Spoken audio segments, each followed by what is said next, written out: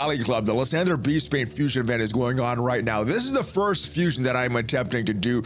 Good legendary, but there's a very good epic that leads into Lysanthir. Yuzan, very good epic champion, very good skinwalker, and maybe more of a prize than the actual legendary for some players. We'll talk about the difference between these characters, some of the tips that I've been using to progress in this, and I'll show you where my progress is. And if you're ready for all of that and more, then you do Valley Club, find that like button, and let's go smash it. And welcome back to the ValleyFlyin Raid channel. I am ValleyFlyin. I hope you're having a great day, and I hope you're enjoying this fusion event for Lysanthir Beastbane. This is the first fusion event that I am attempting on this brand new account. We did have the Lord Fabian fusion event a little while ago. That my account is very new, and although that was a great champion, I wish I had that champion unlocked.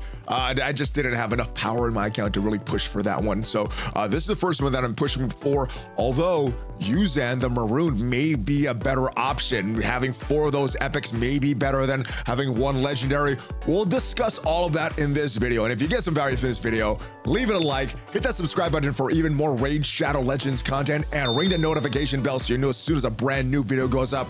At least 6 pieces of Raid Shadow Legends content every single week on this channel.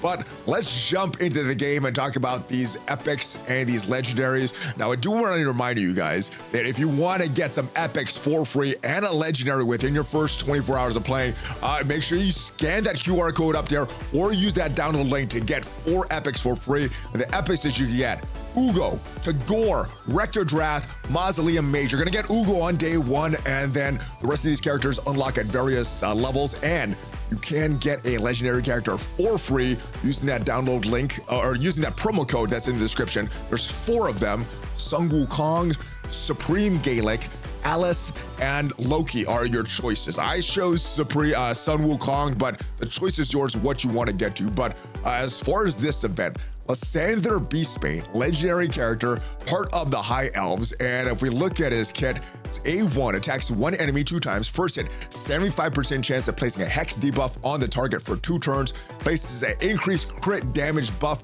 on this champion for 2 turns. Damage is based on defense, so this would be, if I do unlock this character, this would be the first character that is based on defense. A lot of times, their damage is based on offense, sometimes based on HP. This would be my first character that it would be based on defense. And as far as the Hex buff, what that does, you scroll all the way down to the bottom. I think it's towards the middle here. So champions with the Hex debuffs take damage whenever their allies do. The damage from Hex debuffs ignores champions' defense. The original target takes all the full damage. Champions under the Hex debuff take 2% of AoE damage inflicted on allies and 10% of single target damage on each ally. So very good A1 skill.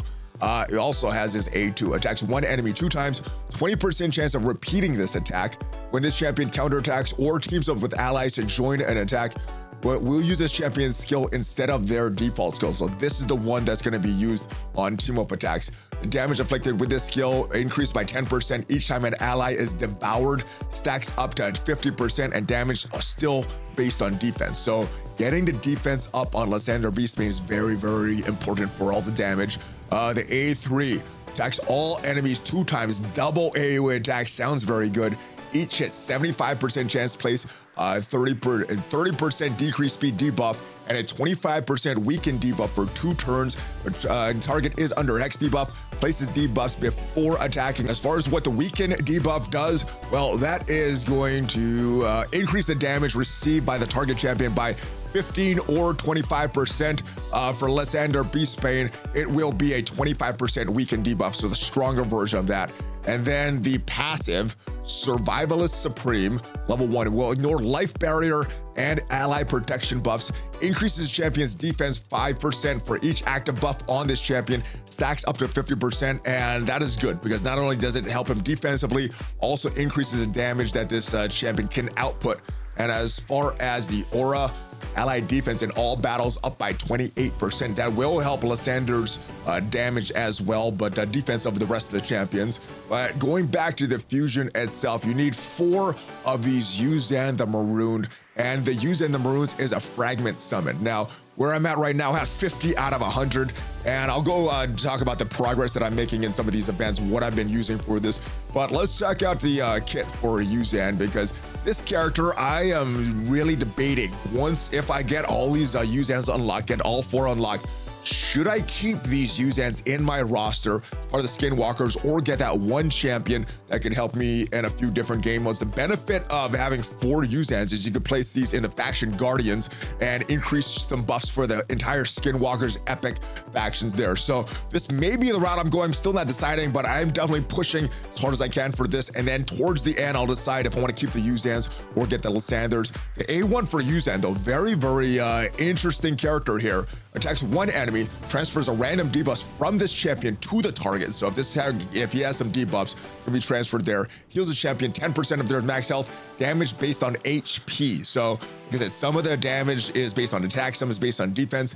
His is going to be based on HP. The A2, another AoE attack, 75% says removing 2 random buffs from all enemies. Heals this champion by 10% of their max health for each buff removed by this skill, and damage still based on HP. Goes onto a 3-turn cooldown when it's fully booked. And yeah, I was just checking if the A1 was a AoE attack. All right, so this one is gonna be a heal, also removing a random debuff from all allies, so a little bit of a cleanse. Heals all allies by 20% of the champion's max HP, places a block debuffs on all allies for 2 turns, goes onto a 4-turn cooldown, so you can use this every 4 turns for that 2-turn block debuff on yourself. So decent skill, no damage though, but I still like this. The passive, whenever the champion heals themselves using a skill, also heals all allies by 20% of any surplus heal. So has a heal on the A1, has a heal on the A2, has a heal on the A3. So he will be healing up theoretically the rest of your team as well. And as far as the aura, resistance in all battles by 40, not 40%, by 40. So good champion. Like I said, I'm still not sure if I'm going to keep all these fusions for Yuzan, assuming that I get them, or just build them all up into Lysanthir, Beastbane. What I would need to do is get a lot of these void shards, because you do need to get these up to 5 ascended level 5 on all these characters there. Also, because he is going to be a 4-star unlock, you would need to upgrade all of these Yuzans to that 5-star level, then get it up to level 50, and then you could fuse that into Lysanthir. All right, as far as all the events for Lysanthir and Yuzan, one has ended, but most are still either haven't went on yet or will go on. So the first one that already ended is the first tournament, the Spider Tournament. That one ended. I did get these 25 shards for Yuzan during that tournament. We also have the Fire Knight Tournament that's going on right now. After the Fire Knight Tournament ends, we should have this Champion Training Tournament, which is very similar to the Champion Training event that's going on right now. This is the one that I may get stuck on. Also this, where's the Artifact Enhancement event that's going on right now as well. So this one's based on a lot of silver. The Champion Training event, I am using a lot of energy for this. I'll show you what I'm doing for this one, and maybe it's the most effective, maybe it's not that effective, but I'll show you what I'm using for this. Using a lot of energy for this Champion Training event, building up some uncommon champions, and then building up to a 3-star, 4-star, and I have a few saved up to that 5-star level right now. But the rest of these should be the rest of these tournaments should be pretty easy. Champion Training, this one might be a little bit of a challenge as well, but as long as you are at a decent level, the Dragon, Ice Golem, Fire Knight, and then just do your classic arena battles, should have no problems with that. It's just a matter of how much you're willing to grind. The rest of these, Summon Rush may be another problem as well. We do have a few fragments that are saved up since the last time there was a double summon event, but this may be a problem as well. This is probably going to be the big X factor, whether we do the full Lysanthir event or not, or if we get the Lysanthir Beastbane, or just go for Yuzan the Marooned. But the rest of these, I don't think it's going to be that much of a challenge. All right, so the Sand Devil tournament is also going on right now. This has no relation to the fusion event, so I'm not going to use too much energy here. Classic Arena is going to start very, very soon, and Fire Knight, I think we're doing pretty good in that. We still have about 2 more days left.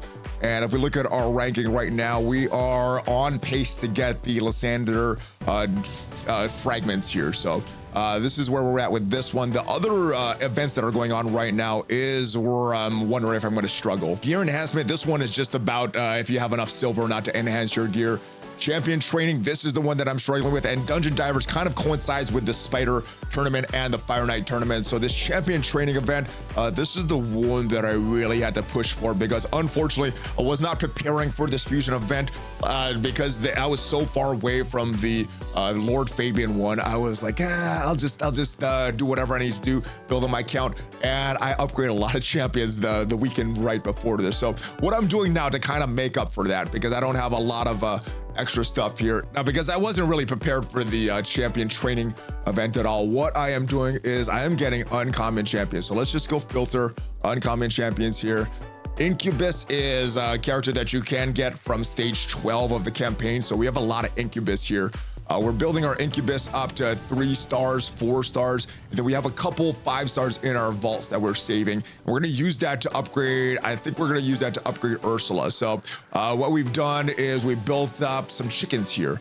4 5-star chickens. We need 1 more, and then we could upgrade Ursula, but that's where all of my energy has went. Also using some of these, when I'm not getting enough of the, what is that, Incubus shards, what I am doing with that is using some of these mystery shards. So use a bunch of these mystery shards just for food for these champions, and just for more uncommon champions that I could rank up to make 3-star chickens with them. The other potential problem I see is in arena. And the reason that I see a potential problem is, let's just go into one of these teams here. The best arena team that I have right now is about 150K. Haven't really built up too many of the rankings right now because I want to be efficient for the tournament. But most of the teams that I'm facing in arena are way stronger than me. There's a few that once in a while pop up that I can beat. This one is going to be a little challenging, so I look for teams that are around my range or way weaker than me. Let's go for this arena battle, and then I'll come back and show you what I'm doing on defense to try to drop ranks. All right, and as this battle goes on, I think we should be able to win this on auto, full auto. It's a 1-on-5 battle. All right, so yeah, we're doing a little damage there. It's a pretty strong character, very, very good character that they have. I probably should have used that skill to decrease that. Now I'll go in with everything else, and now that their cooldowns aren't set, let's go do this again. Let's run it all again. I'm not sure what the AI did from autoing, but it was not right. Let's get some big damage. Ooh, resisted. All right, let's go there. And what do we got from Kale? Nothing, just the A1. All right, and will she take a turn? Ooh, she does not kill Kale. All right. Let's go with Deacon and Sung Wukong. Let's go AU attack on 1 character. Oh, resisted. And Kill still alive. And man, Alice's cooldowns are all screwed up. There she goes, finally. All right, so that was a little more struggle than I thought it would be. But what I'm doing on defense, because most of these teams here, once in a while I do get this weaker team, but most of these teams are around my level and tough to beat. So I've taken off my leader. I've taken off my entire defense and try to drop down in ranking.